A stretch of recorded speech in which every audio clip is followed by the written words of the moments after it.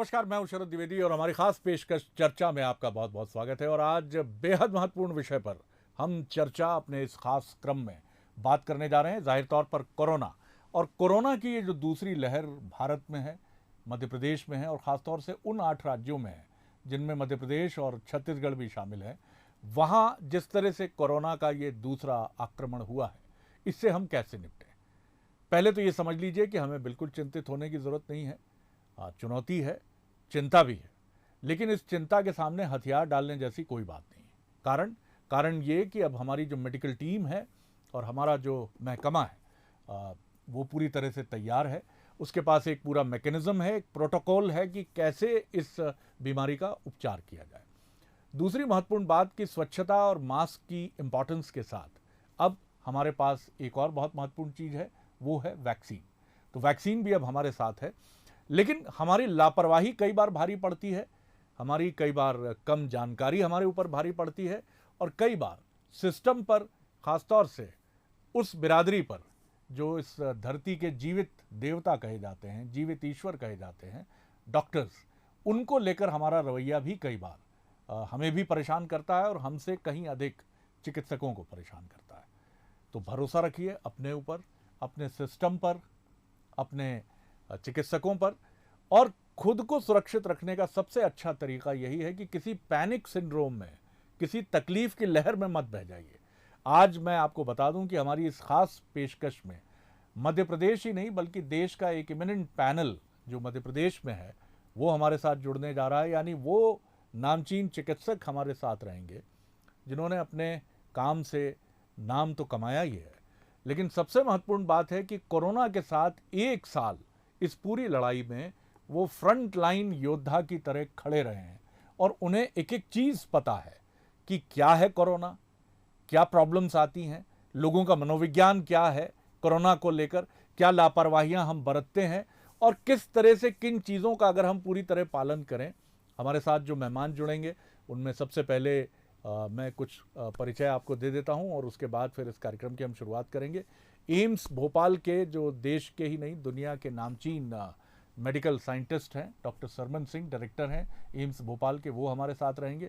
हमारे साथ जुड़ेंगे भोपाल के चिरायू मेडिकल कॉलेज के हेड और एक ऐसे डॉक्टर जो कोरोना में एक बहुत महत्वपूर्ण और भरोसे का नाम बनकर उभरे, डॉक्टर अजय गोयनका हमारे साथ रहेंगे। हमारे साथ जुड़ेंगे इंदौर में, मालवा रीजन में कोरोना के खिलाफ लड़ाई का एक बहुत ही बड़ा हथियार बनकर उभरे डॉक्टर विनोद भंडारी जो अरविंदो मेडिकल कॉलेज के प्रमुख हैं।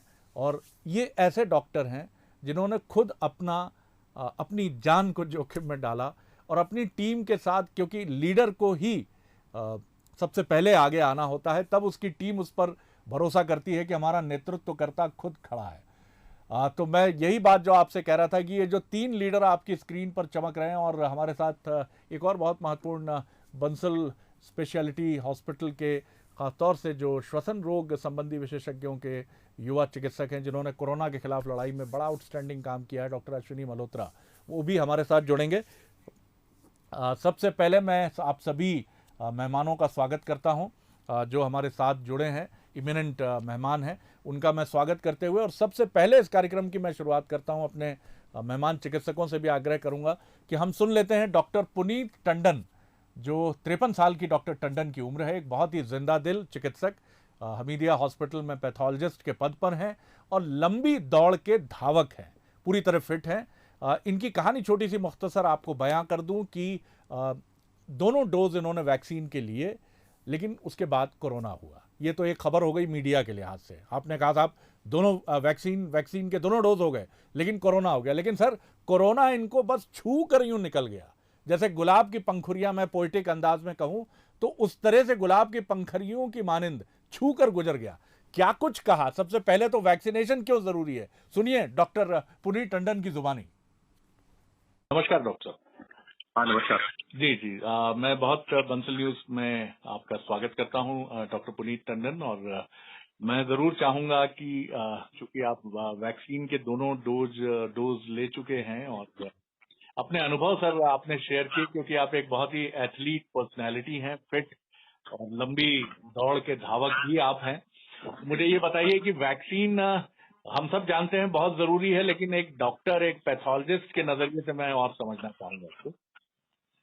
सर ऐसा है कि मेरे को दोनों डोज अपनी वैक्सीन की मैंने लगवा चुका था जी। और उसके वैक्सीन का जो मेरा शेड्यूल था वो समाप्त हो गया था और डोजेज पूरे होने के 35 दिन के बाद में मुझे लगता है मेरे से कहीं ना कहीं अनजाने में कोई भूल हुई होगी और मेरे को कोरोना का जो था इन्फेक्शन हो गया जी। और उसके उपरांत मैंने ये पाया कि जब इन्फेक्शन हो गया और टेस्ट कराया मैंने जी। तो मैं हमारे जो चिकित्सक हैं, मेरे मित्र हैं डॉक्टर अनिल भार्गव, उनसे मैंने निरंतर संपर्क में रहा जी। और मैंने ये पाया कि शुरू से 2 से ढाई दिन मेरे को बुखार रहा और मामूली बुखार ही रहा, 99 और 100 डिग्री के बीच में रहा जी। और इसके अलावा मेरे को और भी कोई भी तकलीफ नहीं थी। और उन्होंने डॉक्टर भार्गव ने उन्होंने अपना परामर्श मुझको लिख करके दवाइयों का दिया था और कुछ ब्लड टेस्ट बताए थे और चेस्ट का सीटी स्कैन बताया था जी। उन दवाइयों का जो उन्होंने मुझे दी थी मैं निरंतर रूप से लेता रहा। रोज मैं उनसे टेलीफोन पे संपर्क में था और मेरे जो ब्लड इन्वेस्टिगेशंस उन्होंने बताए थे वो मैंने करा लिए थे। वो थोड़े बहुत डिरेंज थे, बहुत ज्यादा नहीं डिरेंज थे। चेस्ट सीटी स्कैन मेरा था वो नॉर्मल था और इसका मतलब ये था कि जो कोरोना का संक्रमण का जो इफेक्ट है वो मेरे फेफड़ों तक नहीं पहुंचा था। जी। 2.5 दिन के बाद मेरा बुखार आना पूर्णतः बंद हो गया और 7वें दिन इन्फेक्शन के जिस दिन मैं पॉजिटिव आया हूँ उससे 7वें दिन मैंने अपना कोरोना टेस्ट पुनः कराया जी। और पीसीआर टेस्ट मेरा नेगेटिव आया। जी। तो मेरे को अगर तो इस चीज पूरे प्रकरण में मैंने ये पाया कि जरूरी या सबसे बड़ी खबर जो मुझे लगी वो ये नहीं थी कि मैं वैक्सीनेशन होने के बावजूद भी कोरोना पॉजिटिव हो गया। जी। इम्पोर्टेंट सबसे महत्वपूर्ण चीज ये थी कि कोरोना वैक्सीन से लेस होकर के मेरे शरीर ने किस प्रकार कोरोना बीमारी का मुकाबला किया। जी। तो मैंने ये पाया कि कोरोना मुझे ऐसा लगा कि केवल मुझको जस्ट छू के निकल गया। इसलिए मेरा सबसे यही निवेदन है कि हम अगर वैक्सीनेशन अपना लगवाएंगे, पूर्ण करेंगे वैक्सीनेशन को, तो उसके बाद इस बार काफी चांसेस हैं, करीब 70-75% चांसेस हैं कि हमको कोरोना नहीं होगा और अगर होगा भी तो वो उसकी जो इंटेंसिटी है, जो उसकी तीव्रता है वो कम रहेगी और हम जल्दी और सकुशल उस बीमारी से बाहर निकल आएंगे। ये मेरा कहना है। बिल्कुल, ये आपकी काफी महत्वपूर्ण बात है। डॉक्टर साहब, कुछ ऐसी भी फाइंडिंग्स हैं क्या कि फर्स्ट डोज भी करीब 20-22 दिन के बाद एक सर्टेन लेवल पे इम्यूनिटी देता है?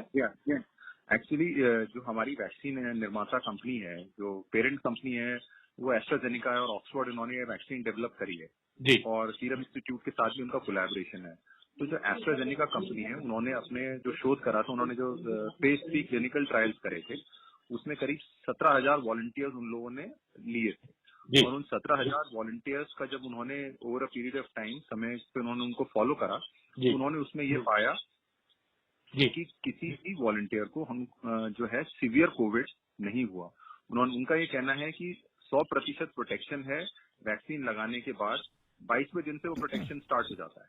जी, पहली डोज लगने के बाद। तो ये सबसे महत्वपूर्ण बात है कि वैक्सीनेशन का पहला डोज भी 20-22 दिन के बाद एक मजबूत इम्यूनिटी देता है और दूसरे डोज के बाद तो ये पूरी दुनिया में ऐसे कुछ चुनिंदा मामले सामने आए हैं जहां दोनों डोजेज लगने के बाद भी आप कोरोना की चपेट में ज़रूर आए हैं, लेकिन कोरोना ने ना लंग्स पर कोई असर डाला है, ना आपके हेल्थ के किसी वाइटल पैरामीटर्स पे कोई नेगेटिव इम्पैक्ट डाला है। ये सर बहुत महत्वपूर्ण बात है। तो जितने भी 45 साल से ऊपर जो सरकार के नियम है, जितने भी ऐसे लोग हैं किसी भी वर्ग से हों, अगर हमारे घर में हमारे सहयोगी के तौर पर काम करते हैं, उनसे कहिए कृपया वैक्सीनेशन की ये सुरक्षा ज़रूर लीजिए। चलिए मेहमानों की तरफ चलते हैं और हमारे साथ डॉक्टर सरमन सिंह हैं, हमारे साथ डॉक्टर अजय गोयनका है और डॉक्टर विनोद भंडारी हैं। सबसे पहले सरमन सिंह जी की एक छोटी सी प्रतिक्रिया लेकर फिर मैं बाकी मेहमानों की तरफ आता हूं। सर, बहुत महत्वपूर्ण लड़ाई आप तीनों त्रिमूर्ति जो इस समय स्क्रीन पर हमारे साथ हैं लड़ रहे हैं। मैं प्रणाम करता हूं आप लोगों की स्पिरिट को, आपकी विल पावर को। मैं जानना चाहूँगा डॉक्टर सरमन सिंह कि इस लेवल पर हमारे पास क्या ऐसी मजबूत जानकारी है जो अभी एक बड़ी चुनौती तो कोरोना की है, लेकिन हमें आश्वस्त रहना चाहिए कि हम इस चुनौती से अब पहले से ज्यादा बेहतर तरीके से निपट सकते हैं। जी शरद जी, नमस्कार सबको नमस्कार और श्रोताओं का भी नमस्कार। जी। जैसा कि आपने बिल्कुल सही कहा और डॉक्टर टंडन का भी एक बहुत बड़ा महत्वपूर्ण जो आपने वार्तालाप सुनाया, जी। ये बिल्कुल सही है कि पहली लहर में और दूसरी लहर में अगर कंपैरिजन किया जाए तो पहली लहर के कंपैरिजन में दूसरी लहर में हम काफी हद तक हमारी जो इंफ्रास्ट्रक्चर जिसको कहेंगे, हमारी गाइडलाइंस, प्रोटोकॉल या डॉक्टर्स की अंडरस्टैंडिंग, डॉक्टर्स का एक्सपीरियंस, ये सब कुछ बहुत अच्छा हो गया है। और जैसा कि प्रधानमंत्री जी ने भी कहा और हम सभी जानते हैं, आज की डेट में हमारे पास काफी अच्छे नंबर में वेंटिलेटर्स हैं, आईसीयूज हैं जो फुल्ली फर्निश्ड हो चुकी हैं। हमारे पास मोर देन 2000 लेबोरेटरी हैं जो टेस्ट कर सकती हैं, जो आज से 1 साल पहले पहली लहर में हम देखें तो नहीं कर पाते थे। हमारे पास बहुत अच्छे अच्छे प्रोटोकॉल आ गए हैं। स्टीरॉयड, हमको पता नहीं था कि कौन सी दवाई देनी चाहिए, कौन सी नहीं देनी चाहिए। अभी बहुत सारी दवाइयों का ये भी पता चल गया कि कौन सी दवाई अननेसेसरी है, नहीं देना है या देना है। उसी दशा में मैं बताना चाहूंगा कि रेमडेसिविर का एम्स, जितने भी एम्स का नेटवर्क है हमारा, उन्होंने रेमडेसिविर को, और आपके माध्यम से मैं इसलिए बताना चाहता हूं कि इस पर बहुत ज्यादा अभी ब्लैकमेलिंग और बहुत सारा मारकाट चल रही है कि किस तरह से रेमडेसिविर, तो एम्स का जो नेटवर्क है हम लोगों ने इसको प्रोटोकॉल से निकाल दिया, बिकॉज इसका कोई देखा गया है कोई बहुत बड़ा फायदा नहीं है। तो जो लोग सुन रहे हैं आपके माध्यम से, तो उनको, डॉक्टर्स भी सुन रहे हो तो डॉक्टर्स को भी ये प्रोटोकॉल में देखा गया है कि अगर रेमडेसिविर नहीं है तो उसको इंसिस्ट करने की जरूरत नहीं है मरीज को बताने के लिए, बिकॉज आज की डेट में स्टीरॉइड्स हैं एंड बाकी जो ऑक्सीजन इज मोस्ट इम्पोर्टेंट, और उससे अगर पेशेंट हो सकता है तो चांसेस अच्छे हैं कि उसी से ठीक हो जाएगा। रेमडेसिविर का कोई प्रूवन फायदा नहीं है। एक चीज तो ये हो गई, जैसा कि बताया आपने, कि प्रोटोकॉल्स अब इन प्लेस हैं, हम डेफिनेटली बहुत अच्छी तरह से कर सकते हैं, लेकिन डेफिनेटली चैलेंजेस भी हैं।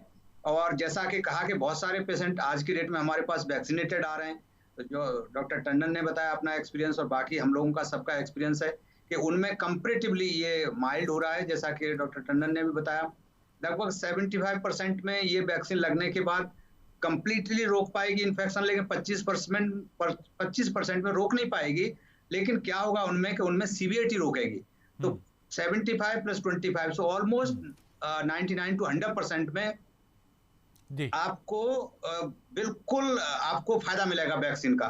तो इसलिए वैक्सीन का अनडाउटेडली फायदा है और सब लोगों को आपके माध्यम से हम बताना चाहेंगे कि जब भी जो भी एलिजिबल लोग हैं वो जाएं अपने नियरेस्ट प्लेस में और वैक्सीन जरूर लगवाएं, बिकॉज अगर हो भी रहा है उनमें तो उसको नेगेटिविटी आपके माध्यम से और आपके मीडिया कर्मियों को बताऊंगा कि अगर किसी को हो भी रहा है तो वो 25% में जो हो रहा है वो 25% में भी माइल्ड होगा, तो उसको माइल्ड को और जिनको नहीं हुआ सबको मिला दिया जाए तो efficacy of vaccine against the severe infection और severe disease rather is very less, almost 100%। बिल्कुल सर, ये बहुत इंपॉर्टेंट जानकारी है हमारे पास जो आपने दी है। और एक आपने और बहुत महत्वपूर्ण बात कही है कि रेमडेसिविर के अच्छे विकल्प हमारे पास मौजूद हैं और इसका उपयोग किया जा सकता है।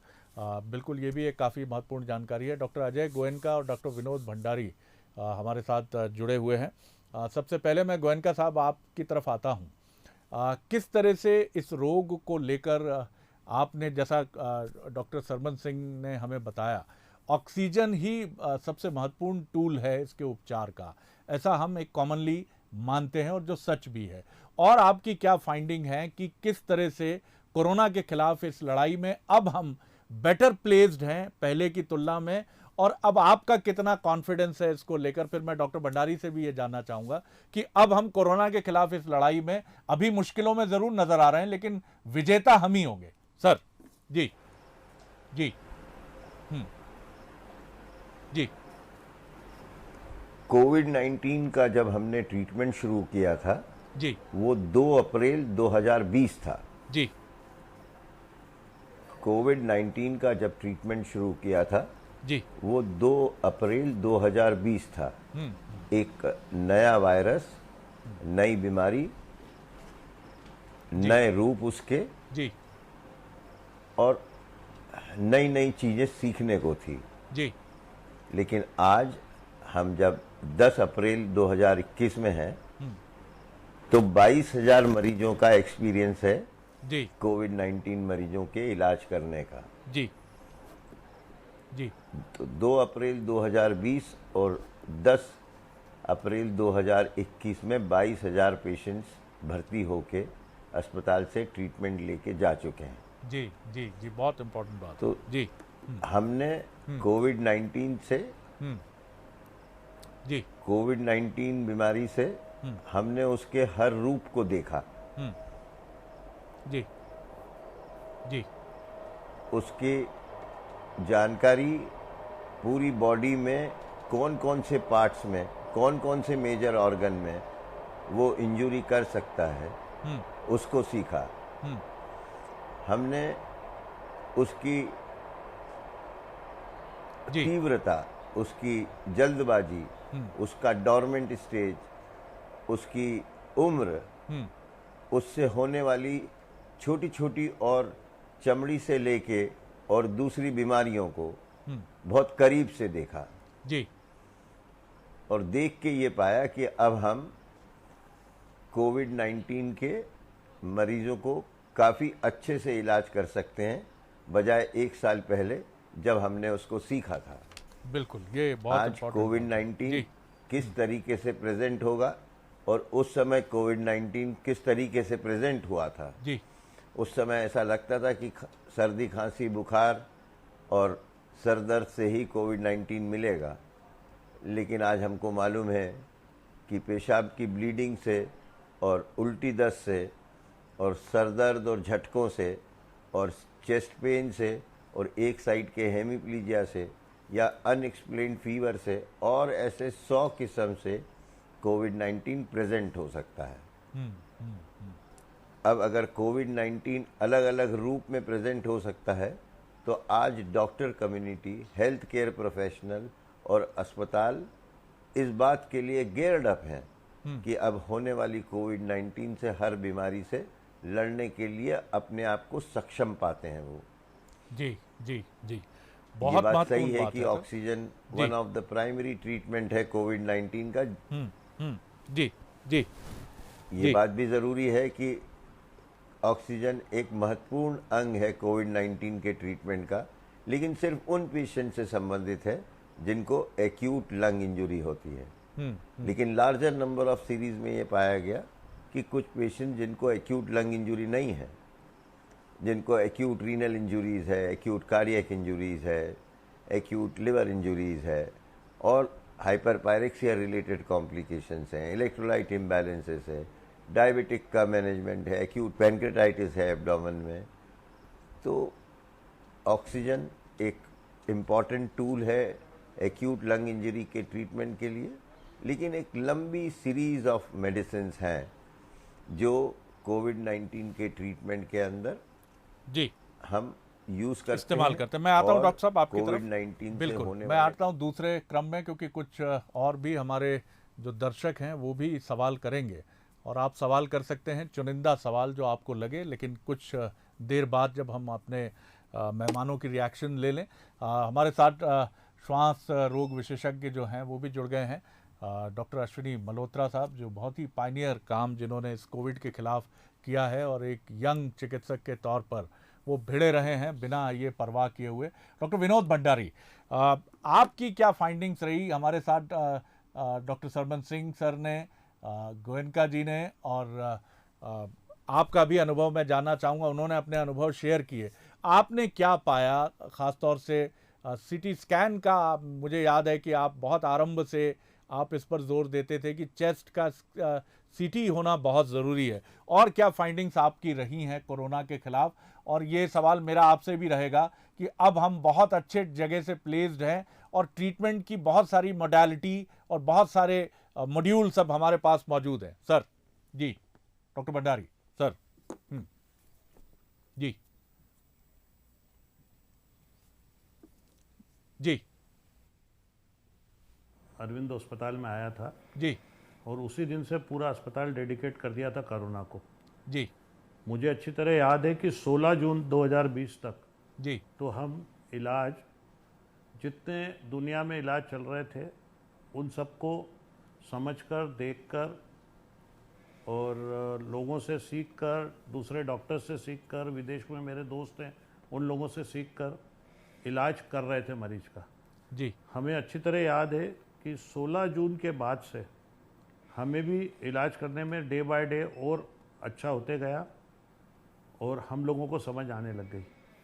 1 जनवरी 2021 इसके बाद में जितने भी पेशेंट आ रहे हैं, जी चूँकि सब डॉक्टर्स को भी इसका आइडिया हो गया था, तो अब इन दिनों वो जो थ्रोम्बोएम्बोलिक फिनोमिना या फिर ब्रेन हेमरेज या फिर किडनी डिसीज़ या फिर एक्यूट ARDS को कन्वर्ट करके रेस्पिरेटरी फेलियर, उसके मरीज अब कम आ रहे हैं बिकॉज उनको कहीं ना कहीं प्राइमरीली ट्रीटमेंट मिल रहा है। जी अभी जो मेजर इशू है जो आपने अभी CT स्कैन का बताया, तो मैं एम्फेसाइज करूंगा कि अभी का जो ट्रेंड चल रहा है जी उस ट्रेंड में सबसे बड़ा प्रॉब्लम यह है कि लोग अर्ली CT स्कैन करा लेते हैं। जी जी जी और जब अर्ली CT स्कैन कराते हैं और उसके 7 दिन बाद वो जो बहुत बीमार हो जाते हैं, जी तब जब आते हैं जब ये CT स्कैन बहुत ज़्यादा बीमारी फैली हुई रहती है। तो मेरा तो एक्सपीरियंस अभी यही रहा कि अबोव 20% जब तक बीमारी न हो जी बहुत एग्रेसिव ट्रीटमेंट नहीं करना चाहिए और पेशेंट अपने सिम्टम्स का इलाज करे और मेडिकल केयर में रहे। कुछ इंजेक्शन को लेके इतना बड़ा हवा हो गया है जी कि रेमडेसिविर जो इंजेक्शन है इसको लेके, जी इसके लिए मैं आम पब्लिक को एक इंफॉर्मेशन देना चाहता हूँ कि आप इस इंजेक्शन के न मिलने को पैनिक न करें। बहुत इंपॉर्टेंट बात है। ये इंजेक्शन देने से आप 100% ठीक हो रहे हैं ऐसा कुछ नहीं है। और अगर आपको 2 डोज लग भी गए हैं तो तीसरा ना लगे तो उसको भी पैनिक ना करें। इंदौर में कुछ परिवार वालों ने काउंटरों से ला के इंजेक्शन अपने घर पे रख लिए हैं जी जी जी और इस तरह एक आर्टिफिशियल शॉर्टेज क्रिएट हो गई है। तो जरूरतमंद है उसको मिल नहीं रहा था। तो लोगों से मैं एक अपील करूंगा कि आप इस रेमडेसिविर के नाम का पैनिक ना करें। अब हम लोग सक्षम हो गए हैं आपका इलाज करने के लिए, तरह तरह की दवाइयाँ अवेलेबल हो गई है, मॉडलिटीज़ डेवलप हो गई है, हमारे पास आपको अर्ली डायग्नोसिस करने की व्यवस्थाएं हैं, फैसिलिटीज़ हैं। तो आप बिल्कुल पैनिक ना करें और मैं आपको आपके इस चैनल के माध्यम से अश्योर करता हूं जी कि कोई भी मरीज पैनिक करके एकदम अपने परिजन को लेके ना भागे, बट जब ज़रूरत है जब इमीडिएट अस्पताल आकर उसके इलाज के लिए प्रॉपर व्यवस्था देखे और फॉलोअप करे।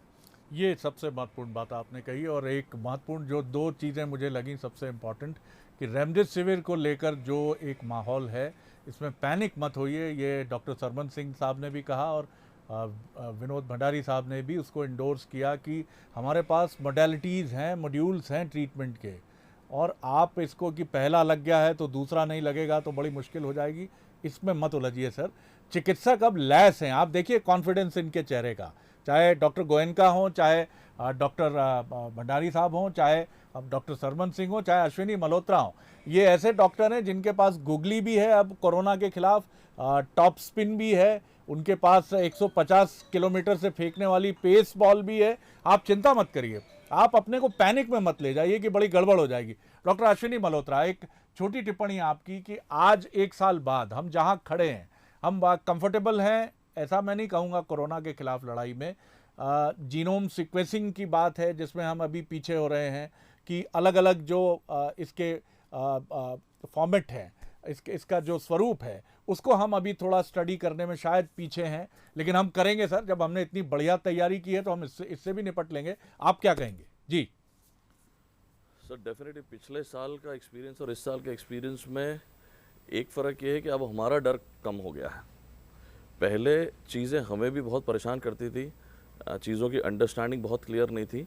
अभी अंडरस्टैंडिंग पिछले साल के कंपैरिजन में बहुत बेहतर है। पहले थोड़ा सा भी ख़राब सिटी देखते थे तो हम लोग भी डर जाते थे, अब हमारा भी डर ख़त्म हो गया और हम नहीं डरते हैं तो हमारे पेशेंट्स को भी हम एक कॉन्फिडेंस दे पाते हैं कि यहाँ की स्थिति से मरीज़ आराम से ठीक हो सकता है। ये जब कॉन्फिडेंस मरीज़ को मिलता है कि हाँ, जो XYZ पर्टिकुलर इन्वॉल्वमेंट है मेरे लंग का, इसके बावजूद भी मेरा इम्प्रूवमेंट होना संभव है। डॉक्टर साहब ने ऐसे बहुत पेशेंट्स हैं जो इस स्थिति से निकाले हैं, तो वो एक कॉन्फिडेंस लेवल अलग ही डेवलप हो जाता है।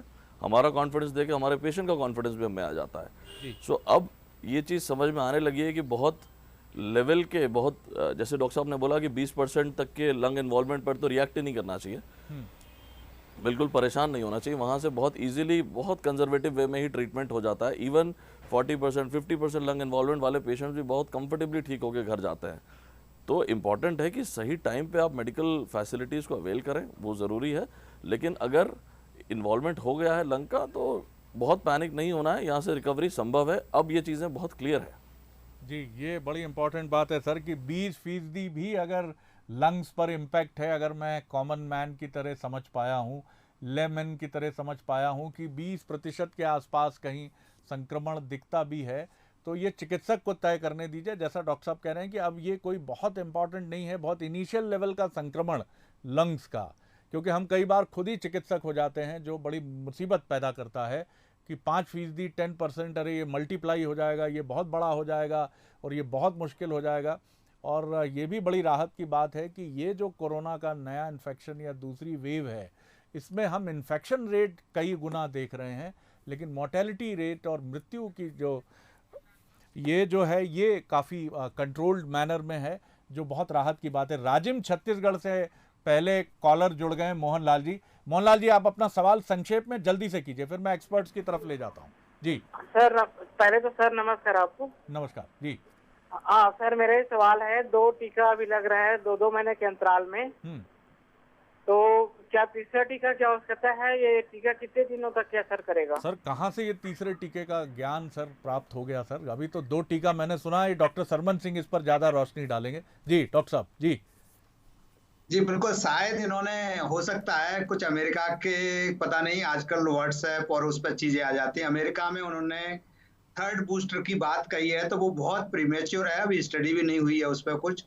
और वो उन्होंने, जो मॉडर्ना ने 3rd वैक्सीन की बूस्टर डोज की बात कही थी। इंडिया में अभी कोई ऐसा प्रोटोकॉल नहीं, इनफैक्ट अमेरिका के बाद वो भी प्रोटोकॉल नहीं है अभी अमेरिका में भी, अगर इन्होंने कहीं से वो ही पढ़ा है तो जी। तो अदरवाइज इंडिया में 2 ही वैक्सीन है, दूसरी वैक्सीन जो बूस्टर होती है, और उसके बाद कोई ऐसा अभी तक ना प्रोविजन है, ना कोई सरकार के दिमाग में इस तरह की चीज है कि तीसरी वैक्सीन लगेगी। दूसरी वैक्सीन सफिशिएंट एनफ है आज की डेट तक, यही प्रोटोकॉल है। तो मोहनलाल जी, अभी कोई ऐसी चर्चा नहीं है, लेकिन मैं प्रणाम करता हूं आपकी पढ़ाई लिखाई को, और ये कोरोना को लेकर अवेयरनेस जो है वो कितनी मल्टीप्लाई हुई है, ये बता रहा है कि छत्तीसगढ़ के एक दूर दराज के क्षेत्र के मोहनलाल जी अमेरिका में मॉडर्ना की स्टडी को पढ़कर ये सवाल पूछ रहे हैं कि भैया ये बताइए भारत में तीसरी वैक्सीन लगेगी कि नहीं लगेगी।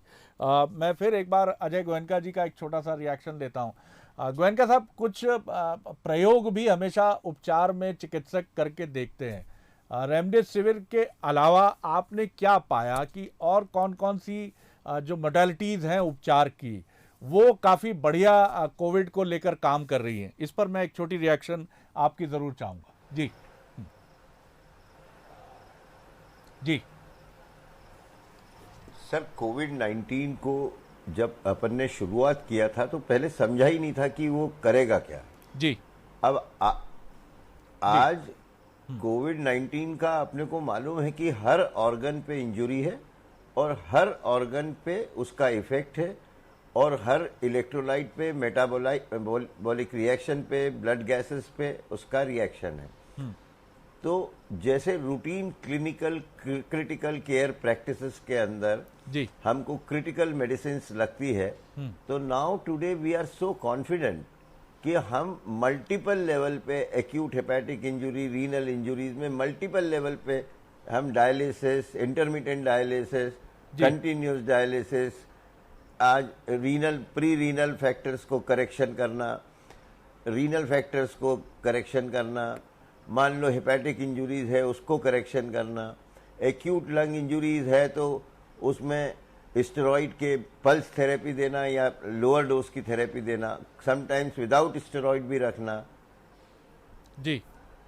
तो ये सारी एक्यूट ब्रेन चीजें जो हैं, इंजुरीज में हम वही रूटीन थ्रोम्बोलिसिस जो इन्फार्क्ट में करते हैं, एक्यूट आज हम मल्टीपल मेडिसिन यूज करते हैं। जी। एक बात और मैं अभी सब श्रोताओं को बताना चाहता हूं जी कि ये कहना सिर्फ मेरे साथियों का कि रेमडेसिविर हैज नो रोल, मुझे लगता है ये बात सच नहीं है, क्योंकि पिछले एक साल की मोर्टेलिटी और इस बार की पीक की मोर्टेलिटी अगर देखें तो रेमडेसिविर से डेफिनेट फायदा हुआ है लोगों को। जी जी देयर इज जी। नो डाउट कि the mortalities and morbidities which has got reduced even when the numbers are so high, जी one of the medicine which has really helped is remdesivir. बिल्कुल ये चीज़ें और ये डिबेट मुझे लगता है डॉक्टर गोयनका ये बिल्कुल ऑनगोइंग रहेगी, रहनी चाहिए, क्योंकि अलग अलग विशेषज्ञ अपने अपने नज़रिए को बहुत स्पष्टता से रखते हैं और ये नज़रिए आगे बढ़ते हैं और बाद में ये विज्ञान की कसौटी पर चढ़कर प्रमाणित भी होते हैं। तो अभी हम इसको ओपन अप रखते हैं कि ये फोरम किस तरह से देखता है रेमडेसिविर के उपयोग को। मैं इस पर अश्विनी जी की भी रिएक्शन लूँगा, लेकिन अभी हमारे साथ भोपाल से कमांडर राजेंद्र निगम जी जुड़ गए हैं अपने सवाल के साथ। जी आप सवाल करें सर। हाँ, मुझे पहली डोज 1 अप्रैल को 1 मार्च को लग गई थी इसकी कोविशील्ड की जी। और दूसरी के लिए 6 to 8 वीक कहा गया है, लेकिन डोज लगने के पहले मैंने अपने एंटीजन टेस्ट कराया था, एंटीबॉडी टेस्ट, तो जी। 6.8 था। इसका मतलब मुझे कोरोना हो चुका था, तो मुझे कितना गैप देना उचित रहेगा सेकेंड डोज के लिए? सर इसमें मैं सोचता हूं कि मैं तो इसके लिए फिर विशेषज्ञ की तरफ ही जाऊंगा, लेकिन जितना मैंने इसमें पढ़ा है कि अधिक से अधिक इम्यूनिटी 6 से 8 हफ्ते का तो हो ही गया है अब घोषित तौर पर। सरमन सिंह सर आप ही की तरफ आऊंगा मैं। जी जी बिल्कुल आपने सही कहा, 6 to 12 वीक्स है तो बेटर रहेगा कि 6 वीक्स के बाद ही लगवाएं। जब भी उनका नंबर आ जाए, अवेलेबल हो जाए, तो कभी भी 2 और 3 महीने के बीच में कभी भी लगवा सकते हैं। जी जी। तो आप आराम से जितना समय आप अधिक इसमें व्यतीत करेंगे, ऐसा विशेषज्ञों का मानना है कि जितना अधिक समय होगा इम्यूनिटी उतनी मजबूत होगी। मैं एक छोटी टिप्पणी मल्होत्रा साहब की ज़रूर लेना चाहूँगा रेमडेसिविर के उपयोग को लेकर। सर आपकी एक छोटी टिप्पणी।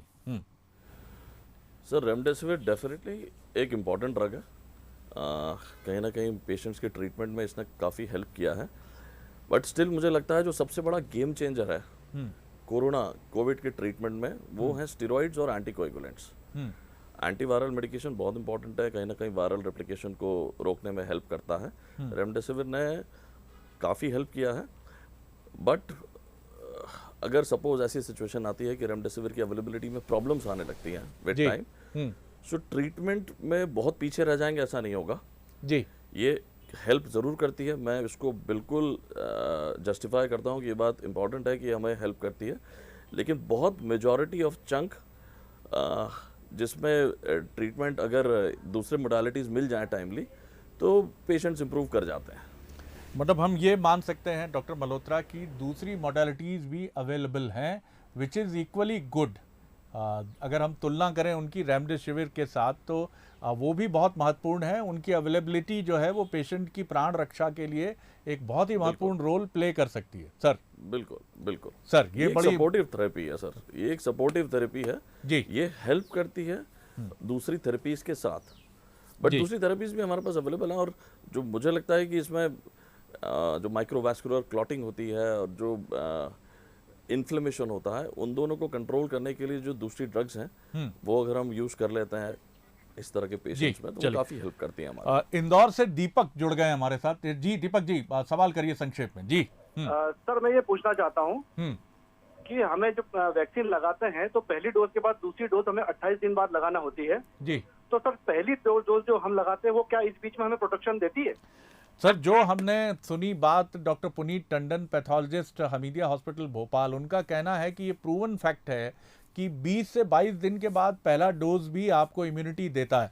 डॉक्टर विनोद भंडारी इंदौर का ही ये हमारे साथी हैं, तो डॉक्टर भंडारी इस पर एक कोई टिप्पणी करें तो ज़्यादा बेहतर होगा। जी डॉक्टर भंडारी। सर जी बिल्कुल बिल्कुल बिल्कुल 28 दिन के पहले 22वें दिन या 23वें दिन इम्यूनिटी मिल सकती है, इसमें कोई डाउट नहीं। जी तो दीपक जी ये उम्मीद की जो ज्योति है दीपक है इसको प्रज्वलित रखिए और बिल्कुल पहली इम्यूनिटी आप ले चुके हैं 20-22 दिन के बाद।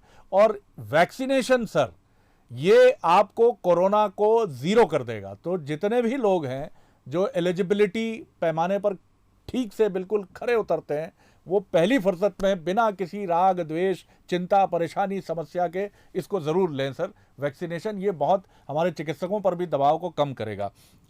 मैं डॉक्टर भंडारी आपकी तरफ आता हूँ। थोड़ा अटपटा सा सवाल आपको लग सकता है, क्या आपको रीजन वाइज मालवा में कुछ अलग ट्रेंड दिखा?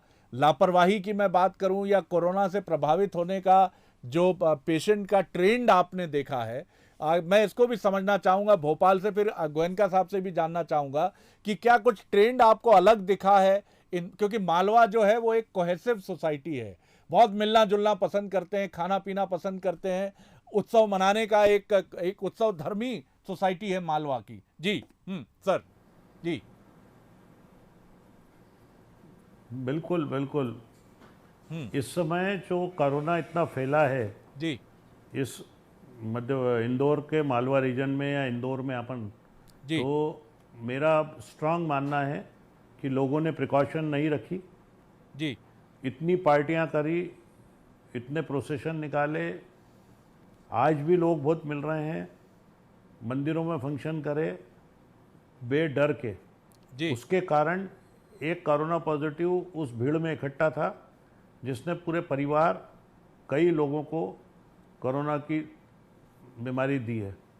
मेरे को पिछले 3 महीने में एक एक परिवार के 4-4 लोग जो कि हर बार यही बोल रहे हैं कि हम तो कहीं भी नहीं निकले थे जी। फिर आप उनसे डेप्थ में पूछने जाओगे तो बोले हाँ मंदिर तो गए थे, मंदिर में ऐसा प्रोग्राम था तो वहाँ चले गए थे। जी, जी, तो ये लापरवाही अभी अगले 1 साल तक न करें, जी, बहुत ध्यान रखें, डिस्टेंस मेंटेन रखें, मास्क पहने। हमको खूब इलाज आ गया है, आपको कुछ भी नहीं होने वाला है, ये सही है, बट किसी बीमारी के अपने खुद के कुछ न कुछ कॉम्प्लिकेशन रहते हैं। अभी की बीमारी में सबसे ज़्यादा प्रॉब्लम आ रही है खूब वीकनेस, लंबे समय तक आदमी बेड रिडन है, बहुत दिन तक काम पे नहीं जा पा रहा है, उसके लंग में इन्फेक्शन की रेट 7वें दिन के बाद में बढ़ती जा रही है। जब बढ़ जाती है तो प्रॉपर अगर फिजियोथेरेपी नहीं करी, ट्रीटमेंट नहीं लिया तो फाइब्रोसिस हो जाती है। जी, हाँ, ये मैं मानने को तैयार हूँ कि अभी जो पहले डिफरेंट कॉम्प्लिकेशन हुआ करते थे, गैंग्रीन हो रहा था, किडनी डिसीज़ ज़्यादा हो रही थी, यूरिया क्रिएटिनिन बहुत बढ़ रहे थे, और भी कई तरह की बीमारियाँ आ रही थी, वो अभी कम है बिकॉज अब हमको इलाज और आम पब्लिक को भी इसकी अवेयरनेस हो गई है। जी, ये काफ़ी महत्वपूर्ण बात आपने कही है कि अब 7वें दिन के बाद कॉम्प्लिकेशंस बढ़ते हैं अगर हम इग्नोरेंट होते हैं, लापरवाह होते हैं। और मत करिए सर, मिलना जुलना, ये लापरवाही करना। और वैक्सीनेशन के बाद तो ये विशेषज्ञों ने भी कहा कि लोग पार्टीज करने लगते हैं। पहला टीका लगा नहीं कि उसी दिन पार्टी हो गई कि आज वैक्सीन लगी है। ये लापरवाही आपको भी बहुत भारी पड़ती है और समाज को भी बहुत भारी पड़ती है। सिद्धार्थ शर्मा है जबलपुर से, महाकौशल से सवाल है। जी सिद्धार्थ जी बोलिए। सर ऐसा है कि ठंड के पहले सिचुएशन थोड़ी सी क्रिटिकल थी और ठंड जब आई तो इसका असर कम होने लगा। हमने ये भी देखा कि केस बिल्कुल कम हुए। फिर जनवरी के बाद फरवरी मार्च में धीरे धीरे जैसे जैसे गर्मी आई तो इसका जो है असर बहुत तेज हुआ जी। तो कहीं ना कहीं वेदर इस पे जो है, क्योंकि ठंड में WHO को भी ये कहना था कि ठंड के में बहुत भयावह परिणाम इसके हो सकते हैं जी। लेकिन ठंड में हम लोगों को उतना समझ में नहीं आया कि ये कोरोना केस जो है बहुत बिल्कुल नाम मात्र के केस आते थे। अब ये जो है फरवरी मार्च जो है, चलिए, लेकिन इसका ये मतलब नहीं सिद्धार्थ जी कि ठंड में मस्ती कर ली जाए और गर्मी में सतर्क हो जाया जाए। कोरोना तो कोरोना है सर, वो सर्दी में पकड़े या हमको गर्मी में पकड़े। सरमन सर से मैं जानना चाहूँगा, सर किस तरह देखते हैं आप, क्या कुछ वेदर टेम्परेचर का कुछ असर है वायरस पर? ये इनका जो क्वेश्चन था ये इस देश की साइकी को दर्शाता है। जी, यही जो शैलेंद्र जी कह रहे हैं यही ज्यादातर लोगों का मानना अनफॉर्चुनेटली। और जैसे पहले एक किसी ने प्रश्न किया था, उन्होंने भी एक वैक्सीन से, तो वैक्सीन की एफिकेसी पे ज्यादा इंटरेस्टेड थे, वो 2 वैक्सीन लगवाने में कम इंटरेस्टेड थे। उनका क्वेश्चन यही था कि एक वैक्सीन के बाद मैं क्या मस्ती कर सकता हूँ, कहाँ जा सकता हूँ। तो सबको आपके माध्यम से हम बताना चाहेंगे कि वैक्सीन चाहे 1 लगी हो चाहे 2 लगी हो, आपको mask, hand hygiene and physical distance continue रखनी है जब तक कोरोना देश में रहेगा। चाहे वैक्सीन से इम्यूनिटी बढ़ेगी और दुर्भाग्य से फिर भी अगर प्रिकॉशन के बाद भी अगर हो जाता है तो डेफिनेटली आपको कम होगा, लेकिन इसका मतलब ये नहीं है कि आप इनवाइट करें, बिकॉज आपको इन्फेक्शन, जो वैक्सीनेटेड लोग हैं उनको इन्फेक्शन, आपको बीमारी सीवियरिटी कम होगी, लेकिन आप दूसरे को, अपने परिवार वालों को, अपने निजी लोगों को, अपने प्रिय लोगों को इन्फेक्शन दे सकते हैं। तो ये बहुत इंपॉर्टेंट है कि वैक्सीन के बाद भी, जहां तक इनका शैलेंद्र जी का सवाल है, ये बिल्कुल मिथ है कि जो सर्दियों में कम हो गया था। एक कारण इसका ये है कि हम तब लोग सभी के सभी इतने डरे हुए थे और मास्क हम अच्छी तरह से पहनने लगे थे। कंप्लायंस जिसको कहते हैं हम, मास्क की कंप्लायंस बेटर थी, लोग घरों में कंपैरेटिवली कम रह रहे थे, रेस्टोरेंट वगैरह खुले नहीं थे, तो इसलिए वो कम हुआ था, ना कि सर्दी की वजह से कम हुआ था। ऑन द कॉन्ट्रेरी, सर्दी में और गर्मी में ये पिछली साल भी लोगों ने कहा कि मार्च में आया, अप्रैल में कम हो जाएगा, जून जुलाई में कम हो जाएगा, कुछ नहीं हुआ। तो वेदर का कोई फर्क नहीं पड़ा, बिकॉज जहां हम जिन देशों में, गर्म देशों में रहते हैं, वहां एसी चलाते हैं, कूलर चलाते हैं, और जो देश ठंडे हैं उनमें भी हीटिंग चलाते हैं। तो इन एनी केस जहां आदमी रहता है वहां तो एम्बिएंट टेम्परेचर करके रहता है, जो वायरस के लिए भली भांति सूट करता है। तो इसलिए बाहर का टेम्परेचर क्या है वो इम्पोर्टेंट नहीं है, अंदर का टेम्परेचर, जहां आप रह रहे हैं, खा रहे हैं, रेस्टोरेंट में बैठ के मस्ती कर रहे हैं, मंदिर में जा रहे हैं, वहां का टेम्परेचर वायरस को सूट करता है, तो वो फैलता है। तो ये भ्रम प्लीज सभी शैलेंद्र जी जैसे लोग जितने भी हैं भ्रम ना रखें कि इसकी वजह से कम हुआ है, ज्यादा हुआ। बिल्कुल, ये बहुत इंपॉर्टेंट बात है सर, कोई भ्रम मत रखिए, और कोरोना का कोई दीन ईमान इस मामले में नहीं है कि इस मौसम में ज़्यादा और इसमें कम। डॉक्टर अश्विनी मल्होत्रा, मैं आपसे जानना चाहूँगा, यूरोप की एक दो जो कंपनीज़ हैं जिन्होंने अपनी वैक्सीन लॉन्च की है, उन्होंने क्लेम किया है कि बच्चों के लिए भी, मुझे जहाँ तक ध्यान है फाइज़र ने ये क्लेम किया है कि हमारी वैक्सीन बच्चों के लिए भी उपयोग में है। भारत में जो हम दो वैक्सीन इस्तेमाल कर रहे हैं, एक तो हमारी खुद स्वदेशी कोवैक्सीन और दूसरी कोविशील्ड जो एस्ट्राजेनेका और ब्रिटेन से हमें मिली है। तो आप इसमें भी अभी कोशिशें चल रही हैं, लेकिन क्या आपको लगता है कि बच्चों के लिए अभी, और बच्चों का रेशियो हमने ये भी देखा, हो सकता है मैं इल इन्फॉर्म्ड हूँ तो मुझे माफ़ कीजिएगा, कि बच्चों का प्रतिशत अभी हमने कम देखा है, शायद हम उनके प्रति ज़्यादा अवेयर हैं या उनका एक्सपोजर हमने कम रखा है, जो भी कारण हो। आपको क्या लगता है कब तक बच्चों के लिए भी ये वैक्सीनेशन का इम्यून अवेलेबल होगा सर? सर, बच्चों का इन्फेक्शन पिछले साल के कंपैरिजन में अब हमें ज़्यादा दिखने लगा है जी। पिछले साल जब इन्फेक्शन फैला था तो प्रीडोमिनेटली एडल्ट्स ही इसमें ज़्यादा इन्फेक्ट हो रहे थे, रादर उस समय ये डायरेक्टली प्रोपोर्शनल दिख रहा था एज के साथ जी। ज़्यादा एज वालों को इन्फेक्शन होने की प्रोबेबिलिटी ज़्यादा दिख रही थी, जो यंग लोग थे उनको ओवरऑल इन्फेक्शन कम था। इस साल जो ये इन्फेक्शन आया है पिछले 1-2 महीने के अंदर जो पीक आया है, इसमें यंग लोगों का प्रोपोर्शन इन्फेक्शन का बहुत ज़्यादा है और इवन बच्चों में इन्फेक्शन बहुत ज़्यादा हम लोगों ने देखा है। बट अगेन जो मेरा पर्सनल ऑब्जर्वेशन है कि सिवियरिटी बच्चों में नहीं मिल रही। बच्चे कंपैरेटिवली कंफर्टेबल हैं, इन्फेक्ट होने के बाद भी अच्छे से ठीक हो जा रहे हैं, वो लोग कॉम्प्लिकेट नहीं हो रहे हैं, सीरियस नहीं हो रहे हैं। मेरा बहुत पर्सनल एक्सपीरियंस पीडियाट्रिक पेशेंट्स में कंपैरेटिवली कम है, लेकिन जितने पेशेंट्स हम लोग देख रहे हैं उसमें सीरियसनेस मुझे बच्चों में नहीं दिख रही है। तो प्रायोरिटी डेफिनेटली अभी एडल्ट्स हैं, एल्डरली लोग हैं, पर मैं ये ज़रूर चाहता हूँ कि टाइम के साथ बच्चों के लिए भी इसमें वैक्सीन आनी तो चाहिए और हमारे देश में भी आ ही जाएगी विद टाइम। जैसे जैसे हम वैक्सीनेशन का अपना रेशियो बढ़ाते जाएंगे, हमारे देश में लोअर एज वालों को भी वैक्सीनेशन की प्रोबेबिलिटीज़ मिलती चली जाएंगी। बिल्कुल। और वो अल्टीमेटली जब पूरा देश ही वैक्सीनेट होगा, पूरा देश इम्यून होगा, तभी फाइनल इम्यूनिटी आएगी हमारे देश में। तो बच्चों को तो इन्वॉल्व करना ही है, आज नहीं तो कल, और स्प्रेड करने के जो करियर्स हैं उसमें बच्चे एक मेजर रोल प्ले करेंगे जी। क्योंकि अब सब बाहर तो निकलेंगे ही, घूमेंगे ही, बच्चे आपस में एक दूसरे से मिलेंगे, जहाँ कोई प्रिकॉशन, बच्चे मुझे नहीं लगता हमारी बात सुनेंगे। जो छोटे बच्चे हैं वो तो और हमारी बात नहीं सुनते, बड़े बच्चों का फिर भी समझा सकते हैं। तो करियर्स की तरह तो ये फिर भी एक्ट करेंगे, तो इनके लिए वैक्सीन इंपॉर्टेंट है जी। बट यस, टाइम के साथ वो आएगी जरूर। चलिए कॉलर मैं ले लेता हूँ, राजीव चौक से हैं, भोपाल से। चौक से साहब संक्षेप में जी। सर मेरा प्रश्न ये था कि मेरे मिसेज का ऑपरेशन हुआ था 3 साल पहले, एक कैंसर का, ब्रेस्ट कैंसर का सर्जरी हुई थी सर। तो वो ये वैक्सीन ले सकते हैं कि नहीं, वैक्सीन वाला डोज? मेरे ख्याल से तो ले सकते हैं। और डॉक्टर गोयन का आप इनका मार्गदर्शन, इनके भ्रम को दूर करें जी। Doctor Goenka sir. जी।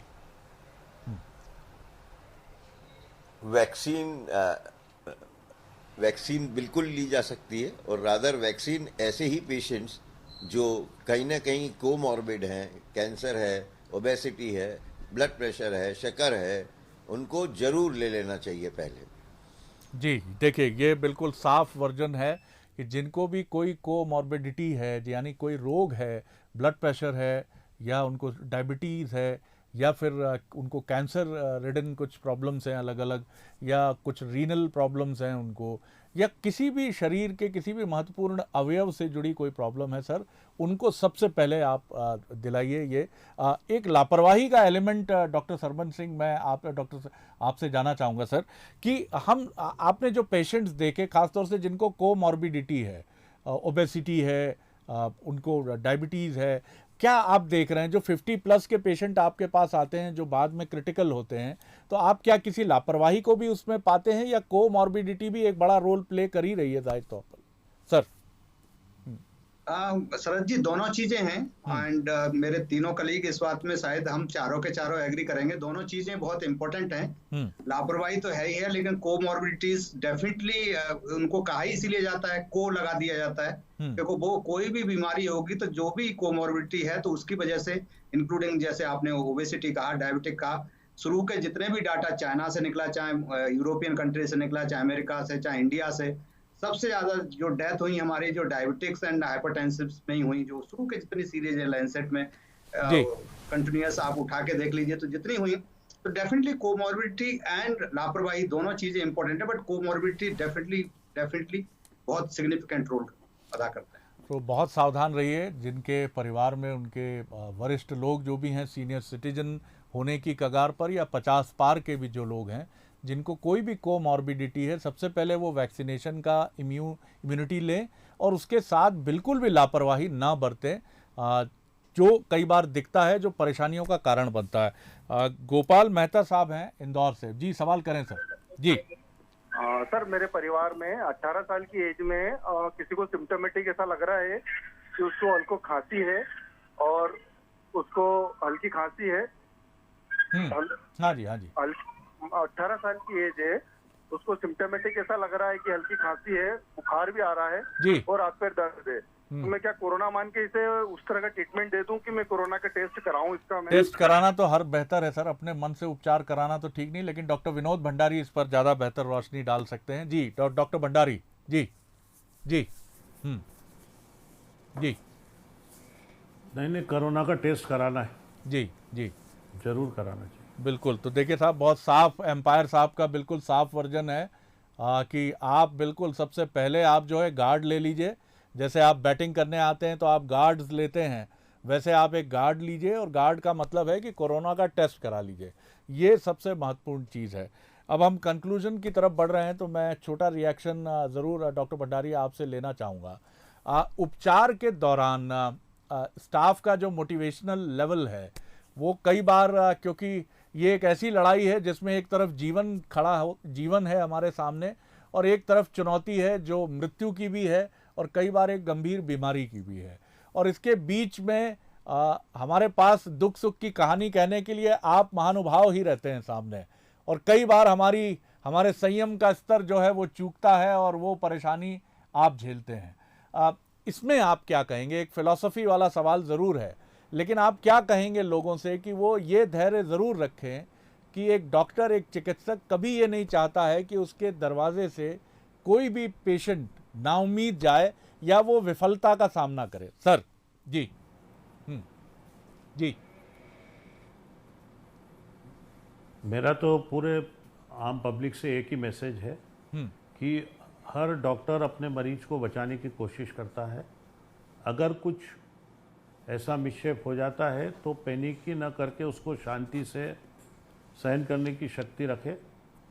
सेकंड पार्ट ये है कि लोगों को, हम डॉक्टर्स को भी प्रॉपर काउंसलिंग करना चाहिए, डे टू डे उनकी काउंसलिंग हमें भी करते रहना चाहिए।